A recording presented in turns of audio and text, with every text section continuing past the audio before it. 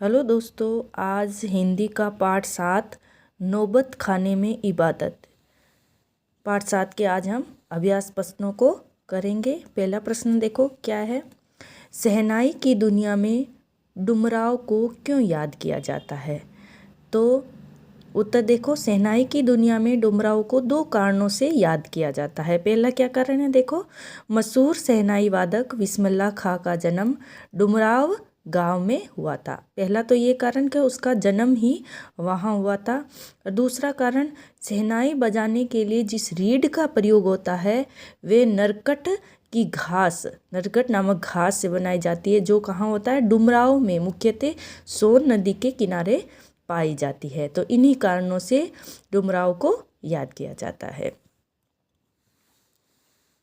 दूसरा देखो, बिस्मिल्लाह खां को शहनाई की मंगल ध्वनि का नायक क्यों कहा गया है? तो शहनाई ऐसा वाद्य यंत्र है जिसे मांगलिक अवसरों पर बजाया जाता है। बिस्मिल्लाह खां को शहनाई वादक के रूप में सर्वश्रेष्ठ स्थान है, क्योंकि देखो 15 अगस्त, 26 जनवरी, शादी और मंदिरों जैसे मांगलिक कार्यों में उन्होंने ये शहनाई बजा बजा कर प्रसिद्धि प्राप्त की है। उस्ताद बिस्मिल्लाह खां ने शहनाई को विश्व स्तर पर अद्वितीय स्थान दिलाया। इन्हीं कारणों की वजह से बिस्मिल्लाह खां को शहनाई की मंगल ध्वनि का नायक कहा जाता है। तीसरा देखो क्वेश्चन, सुशीर वाद्यों से क्या अभिप्राय है? शहनाई को सुशीर वाद्यों में शाह की उपाधि क्यों दी गई होगी? तो देखो, सुशीर वाद्य का अभिप्राय है सुराख वाले वाद्य, यानी सुशीर जिन्हें फूंक मारकर बजाया जाता है। शहनाई अन्य सभी सुशीर वाद्यों में श्रेष्ठ है, यानी कि जो फूंक मारकर बांसुरी ऐसे वाद्य यंत्र है जिसे बजाते हैं, उन सभी में ये वाद्य यंत्र जो शहनाई है वो सर्वश्रेष्ठ है, और इसीलिए उसे सुशीर वाद्य को शाह की उपाधि दी गई है। चौथा देखो, आशय स्पष्ट करना है। पहला आशय क्या है, फटा सुनने बक्से लुंगिया का क्या है, आज फटी तो कल सी जाएगी। सी जाएगी यानी सील जाएगी।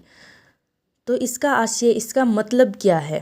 तो इसका मतलब है, यहाँ बिस्मिल्लाह खां ने सुर तथा कपड़े का धन दौलत से तुलना की है, से तुलना करते हुए सुर को अधिक मूल्यवान बताया है। बिस्मिल्लाह खां ने क्या बताया है कि कपड़े धन दौलत से अधिक सुर मूल्यवान है, क्योंकि कपड़ा यदि फट जाए तो सिल देने से ठीक हो जाता है, परंतु किसी का फटा हुआ सुर कभी ठीक नहीं हो सकता है। और उनकी पहचान सुरों से ही थी, इसलिए वे प्रार्थना करते थे भगवान से कि ईश्वर उन्हें अच्छा कपड़ा यानी अच्छा धन दौलत दे या न दे, लेकिन अच्छा सुर अवश्य दे।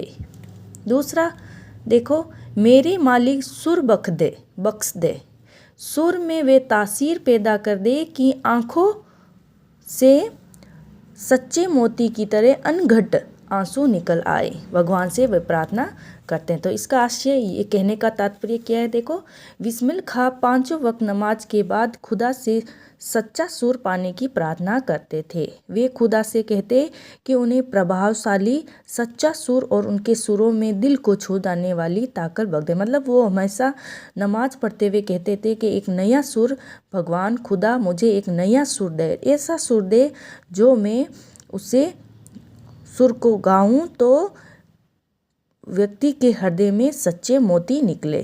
तो देखो, सच्चा सुर दे, उन सुरों में दिल को छू जाने वाली ताकत बख्श दे, क्योंकि उनके शहनाई के स्वर आत्मा तक प्रवेश कर सकते थे। मतलब वो ऐसे स्वर गाते थे कि वो आत्मा तक उसे प्रवेश करते। उसे सुनने वालों की आंखों से सच्चे मोती की तरह आंसू निकल आए, यही उनकी सुर की कामयाबी होगी। वे भगवान से नया सुर मांगते थे। 5वां देखो क्वेश्चन, काशी में हो रहे कौन से परिवर्तन बिस्मिल्लाह खां को व्यथित करते थे? व्यथित यानी दुखी करते थे। तो देखो, कौन से ऐसे परिवर्तन थे। काशी की अनेक परंपराएं धीरे धीरे लुप्त होती जा रही है, लुप्त यानी खत्म होती जा रही है।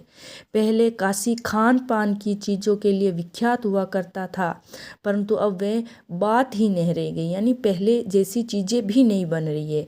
कुलसुम की छत्र करती संगीतात्मक कचौड़ी और देसी घी की जलेबी आज नहीं रही। संगीत, साहित्य और अदब की परंपरा में धीरे धीरे कमी आ गई। अब पहले जैसा प्यार और भाईचारा हिंदू और मुसलमानों के बीच देखने को नहीं मिलता। गायक कलाकारों के मन में भी संगत करने वाले कलाकारों के प्रति बहुत अधिक सम्मान नहीं रहा। काशी की इन सभी लुप्त परंपराओं के कारण विस्मल खां दुखी थे। छठा प्रश्न देखो, पाठ में आए किन प्रसंगों के आधार पर आप कह सकते हैं, हम क्या कह सकते हैं, विस्मिल खां मिली जुली संस्कृति के प्रतीक है। मतलब पाठ में ऐसे कौन से प्रसंग आए हैं जिनसे हम ये कह सकते हैं, क्या कह सकते हैं, विस्मिल खां मिली जुली संस्कृति के प्रतीक है। कैसे, ये बताना।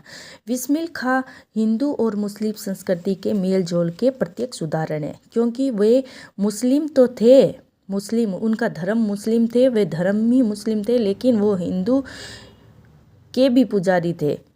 कैसे देखिए, एक और मुहर्रम के समय नोहा बजाते, पांचों वक्त नमाज पढ़ते क्योंकि वे मुस्लिम थे इसलिए, और दूसरी तरफ बालाजी मंदिर में शहनाई बजाकर अपनी दिनचर्या प्रारंभ करते, यानी कि वे मुस्लिम धर्म को भी मानते थे, साथ ही हिंदू धर्म को भी ठुकराते नहीं थे, उनको भी मानते थे। बालाजी के मंदिर में जाते, गंगा जी में स्नान भी करते, काशी विश्वनाथ के प्रति श्रद्धा भी रखते। अतः हम कह सकते हैं कि विस्मल खां मिली जुली संस्कृति के प्रतीक है, क्योंकि वे हिंदू मुस्लिम दोनों को मानने वाले थे।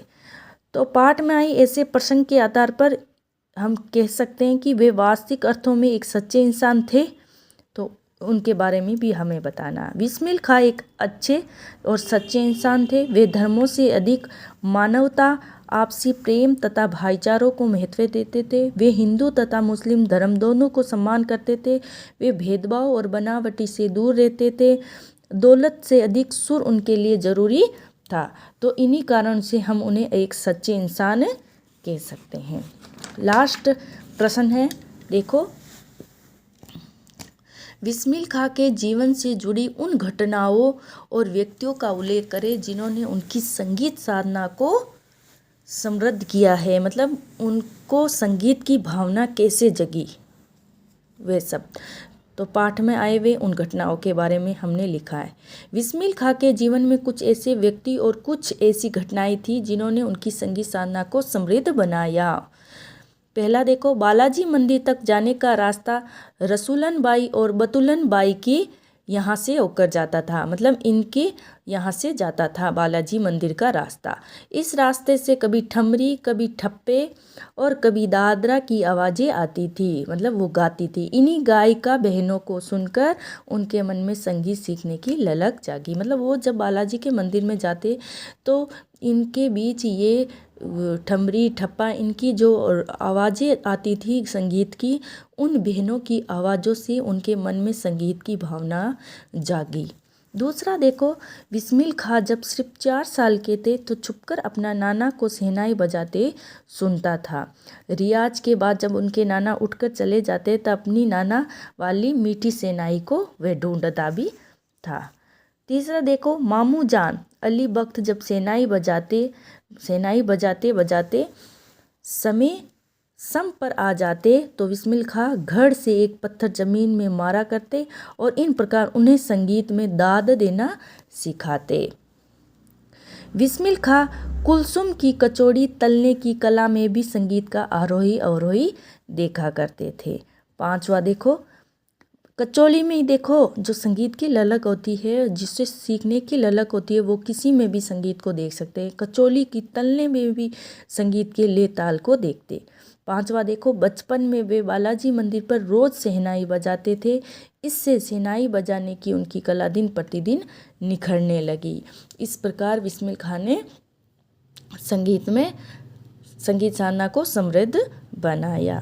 Thank you. आशा करती हूँ आप सभी को समझ में आया होगा।